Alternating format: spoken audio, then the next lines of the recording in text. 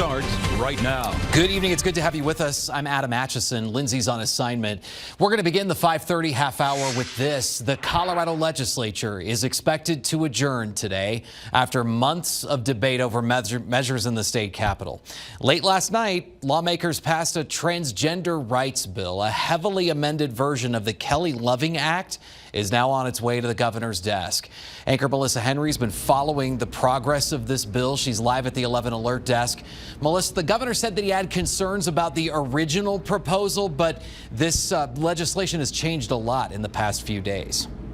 It has, Adam, and the section that a lot of people considered the most controversial part of it is now removed.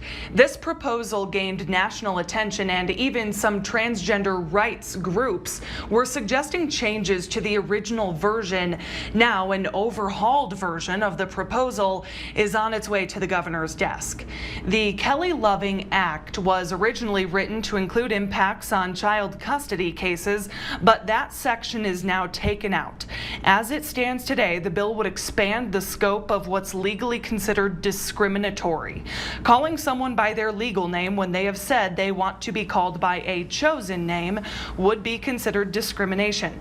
Impacts on public and charter schools remain. Education providers would have to be inclusive of all reasons a student may want to be called by a chosen name. And schools would have to allow students to choose any variation of dress code.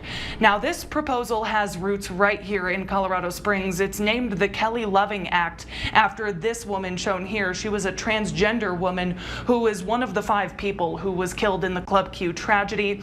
We'll continue to track this and, of course, let you know if Governor Polis signs it. Back to you. Yeah, that may happen in the coming days, weeks, or even months. Melissa, thank you. Let's check in with Chief Meteorologist Sydney Jackson to get an update on 11 Alert weather. A much drier day, as you told us it would be. Yeah.